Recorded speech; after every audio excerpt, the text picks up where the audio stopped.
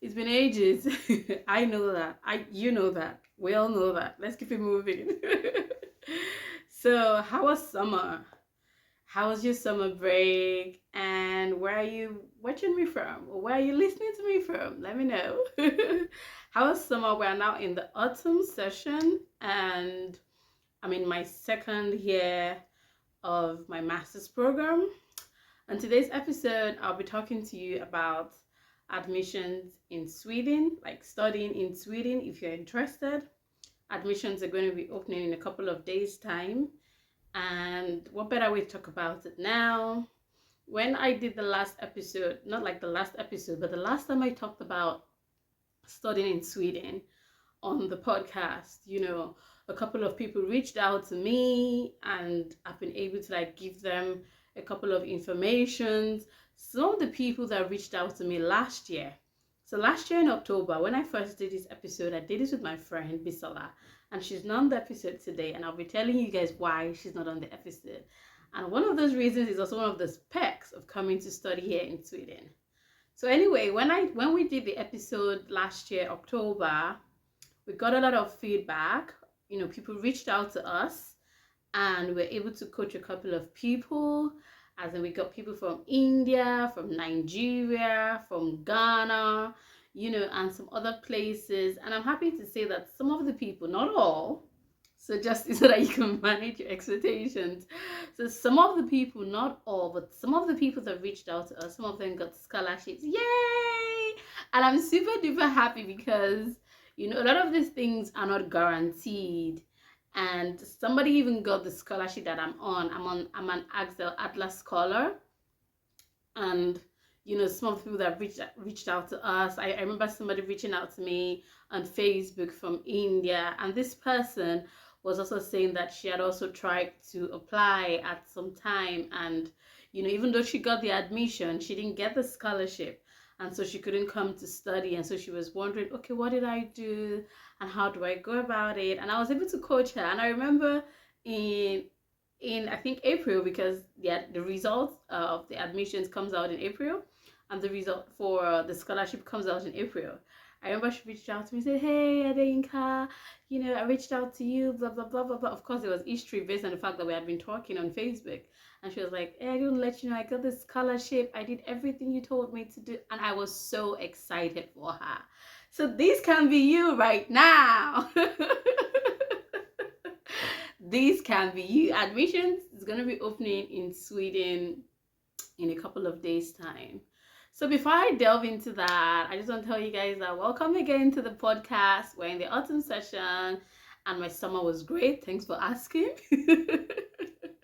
I moved into our own apartment, like I hired my roommate. We moved into our own space. Like when we came, in our previous videos, we talked about the fact that when we came, we had to live with a family, and then after some point, and we lived there for some couple of months.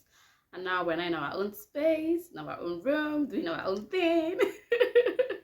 Okay, so now enough of the chit chat. Let's get right to business. So admissions opened right now. Sorry, not right now, but it will open in a couple of days. And if you are going to be applying to study in Sweden, I hope that you've gotten some things ready. Like number one, your transcript. I keep talking about a transcript when people reach out to me to ask me questions about these things, because your transcript is one of the things that can hinder you from coming to Sweden. How do I know that? I know this because I have been there. The first time I applied to study in Sweden, my transcript was one of the documents that delayed me. And so if you don't want that to be your story, get on with it. I know that it's ASU strike now in Nigeria, and has been going on for months. But if your school, it's the kind of school where maybe you can apply for your transcript online, and maybe it does not matter the strike, they might be able to help you fast track it and whatever. I think you should get on with it right now. If you need to start calling, if you need to start, sending a message, whatever you need to do, start doing it now. Because the thing about applying to study in Sweden from Nigeria is that you cannot send in your transcript by yourself. It's not possible. Other countries like South Africa right now, if you're in South Africa, or you're from South Africa and you're applying from South Africa, or you studied in South Africa, you can apply, you can send in your transcript by yourself. So which means that gives you an edge, yeah? But in Nigeria, we're not allowed to do so. Your school has to send their transcript by themselves. So get on with it right now. Number one, your transcript. Very, very important. Another advantage of studying in Sweden is that you don't have to worry about TOEFL, high LTS, all of that shit. You don't have to worry about it. It's not like they don't require it, right? If you're going to be coming to study in Sweden and you're coming from a country where they don't speak English, let's say, for instance, China now, you have to like show proof that you can speak English, like show proof that you can study and communicate in English. But for participants from Nigeria, all you need to do is to like get a proof from your school that you were taught and you studied in English. So for me, I got a proof of study, like proof of English from my university, saying that, okay, we're taught in English, we speak English, all of that stuff. If you want to copy, that kind of letter, just let me know. I'll be able to help you out. Yeah. Another thing my roommate did was that my roommate applied for the English thing with a WAEC. So she just submitted a copy of her WAEC results, and that was how she was able to like, show proof that yes, I can speak English. Yes, Nigeria is, first is an English speaking country, blah, blah, blah, blah, that. So I hope you guys are taking notes, because if you're going to be sliding into my DMs to ask me questions about these things, I need to know that you have your T's crossed and your I's dotted. So number one is to make sure that your transcript is in place. Number two is to make sure, that apart from your transcript, your English document, like your documentation, that you can speak English. If for example, maybe you have IELTS exam and it's still valid, you can submit it, if. But you don't have to take the exam. You don't have to. You don't even need to take the exam. It's that easy as just getting that letter from your school or submitting your WAEC. So the thing about applying to study in Sweden is that it can be quite tricky, yeah? Because when during your application process, if you're applying to study in Sweden for your master's, you're allowed to pick 4 courses. 4 courses. Those courses could either be from the same university, or it could be from different universities across Sweden. So now, when you've selected your courses, now where do you go to select your courses? You go to www.universityadmissions.sc. I'll put that down on the screen so that you can see it. You go to www.universityadmissions.sc, to log in and all of that. So once you've selected your courses, your 4 courses, you have to rank these courses according to your level of priority. I think they do this because it gives you more chances, to be able to be selected to come to Sweden.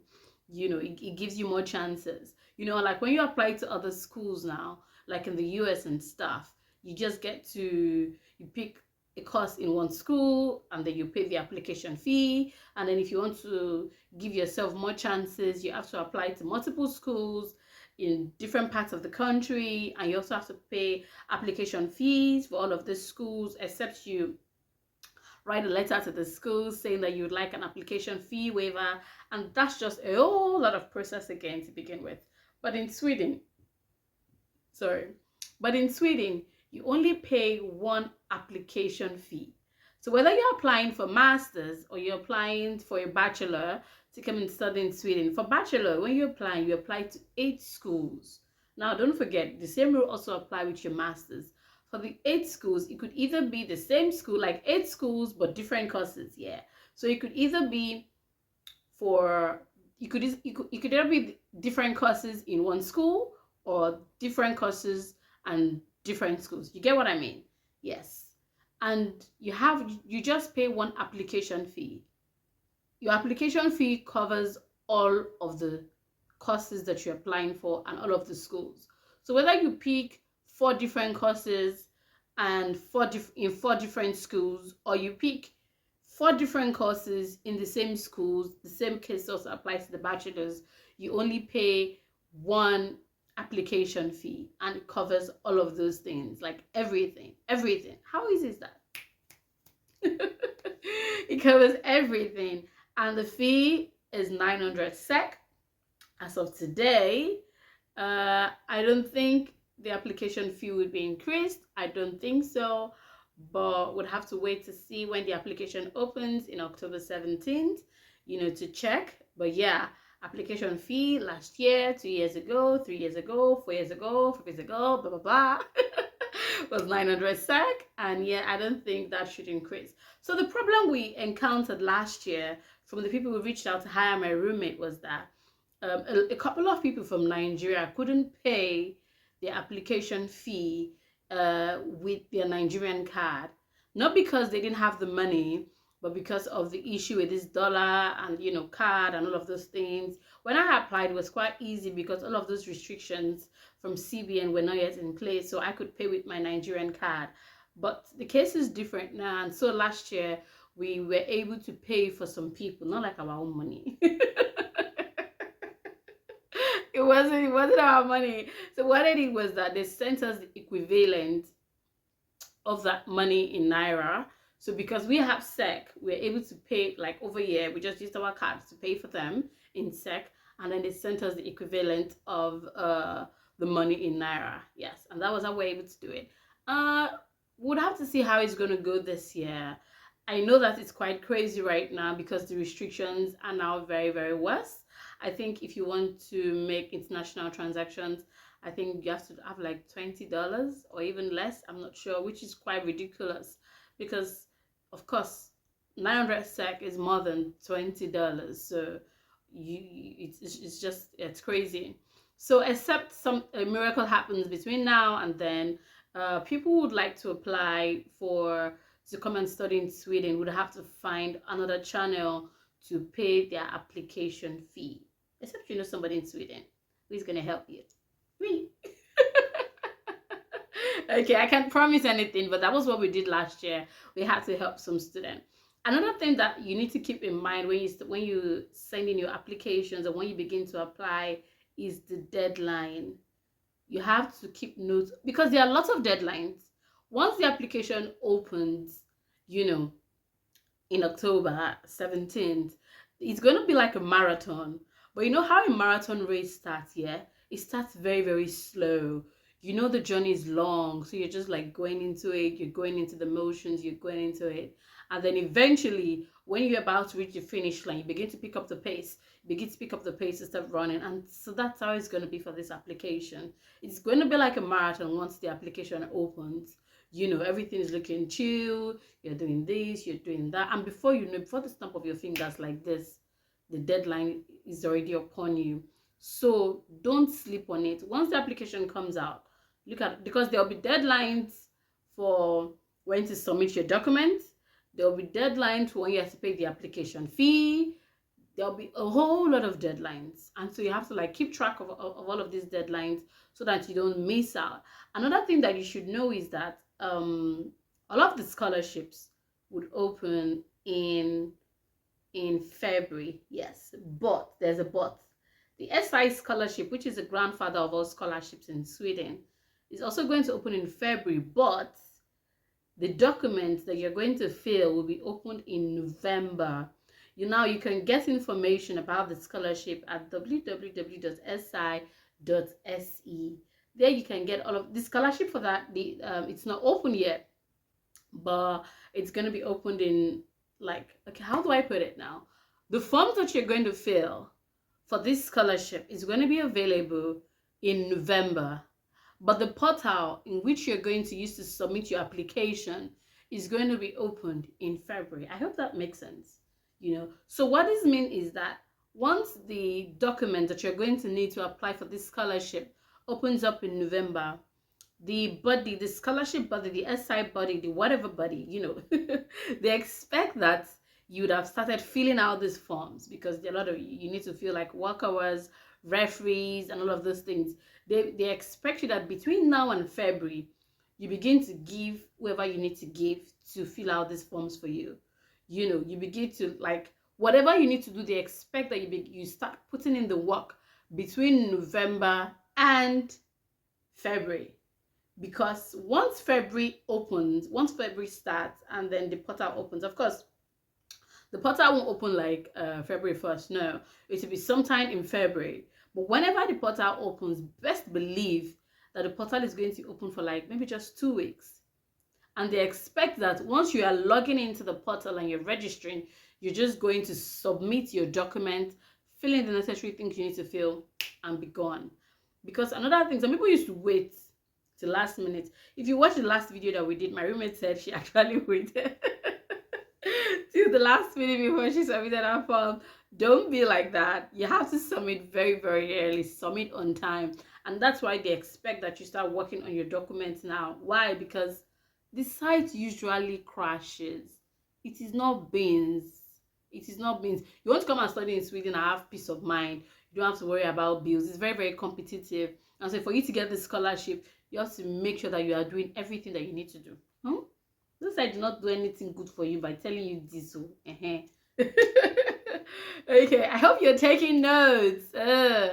Okay, yeah. So now, I hope you're already wondering, Inka, tell us, why is Bisola not here? I like her vibe. I like her energy. Why is she not here? I like her vibe and I like her energy too. I'm actually channeling it in this video. Okay, Bisola is not here because she's gone for an exchange program. Yay! You're wondering right now, oh my God, does that mean that I can study in Sweden and go for an exchange program? Hell yeah! Right? I'm sure you didn't hear of that before. It's not an Erasmus scholarship. When you get an Erasmus scholarship, you have the opportunity to like study in any of the European countries. But in Sweden, you can go for an exchange program in your second year. Exciting. And you can go for my roommate is doing an exchange program right now in the US. I know you're wondering, okay, Yinka, why didn't you go for an exchange program? Well, don't worry about that. But anyway, Bisola is in the US right now. She's in the University of Wisconsin. I'm sorry, North Carolina. Yeah, I keep missing the two because she has a friend in Wisconsin. But okay. She's in the University of North Carolina right now, Wilmington, yes. And she's doing an exchange program. And so that's one of the other amazing benefits. This is like a secret that not every international student that comes to study in Sweden is aware of. And when I mean international students, I mean people from Africa, you know, because if you live in Germany or you live in Norway or you live in Russia or whatever country, you know, is in the European region and you live there, you know that you can do an exchange program right from your bachelor's. You know, you can do 1 semester here, go to the US, go to another place, you know, go wherever to just do your exchange program. So you're already familiar with that information. But as an African student, it's not something that a lot of Africans are really, really aware of. So when you come to study in Sweden, you have the opportunity to go for an exchange program in whatever country. When I mean whatever country, it has to be like the country where the school that you're studying in is an affiliate. Of course, you can't just pick any school. You can't just pick any country. It has to be it has to be a school and a country that your school, you know, they are like hand in hand with. If you get what I mean. So yeah, she's doing an exchange program right now. And so if you're lucky enough to come to Sweden to study, you can actually also go for an exchange program in the US, in Canada, in Australia. In case you want to go to Africa, to get some African countries like in South Africa and I think in Ghana that are in partnership with like my school. So I can't really speak for all I can't really speak for all universities in Sweden in terms of the partnerships. That's what I mean. But all schools, all universities in Sweden also have this exchange program. Now, in terms of the partnership, like, okay, which school is in partnership with the school I'm studying in? Like in my department now, we have people who travel to South Korea, you know, for an extension program, you know. Yes, we also have people who travel to the US, you know, or Canada, Australia, you know, we have people like that. So depending on what you want to do and your purpose. So after your first year, you can apply for a semester abroad. And if you're lucky and you get it, you're going to study abroad for like another semester and then you come back again to Sweden. So that alone just broadens your traveling experience. It broadens your traveling horizon, everything. So another juicy thing about, coming to study in Sweden is that once you get your resident permit, you can travel to any of the European countries. During my summer, I traveled to Denmark. I traveled to Denmark during my summer and it was amazing. The beautiful thing about traveling to Denmark was that I traveled by road. It's like 3 hours from Sweden to Denmark. And some of my friends, we rented a car and we just drove down to Denmark and it was beautiful. I know, right? You're thinking, oh my God, I can't wait. Yes, start putting in your documents. Start it right now. And so come on. So there are a whole lot of benefits that comes with just coming to study here in Sweden. Of course, one of the things that you'll probably be thinking about is that, oh, but Yinka, they don't speak English. What about the language? I'm actually learning Swedish right now, and it's been like a very, very interesting and challenging journey for me together. So yeah, if you're looking to, like, you have to actually have the mind to learn the language. If you're thinking in terms of long term, then also, but you don't really also have to worry about the language because almost everybody here speaks English. You're going to be taught in English. If you go to like the grocery store to do something and somebody speaks to you in Swedish, you can ask, sorry, can you speak in English? And they can talk to you in English. Yeah. But of course they would definitely assume that you speak Swedish. Yeah. But once you just say Ingelska, or once you just say, sorry, could you just do you speak English? Like, yeah, they'll just talk to you in English. It's that simple. So you don't really have to worry about communicating. But of course, if you're thinking long term in Sweden, you definitely have to learn the language. It's very, very important. Okay, so one of the juicy part of this video is that I'm partnering with an educational consult.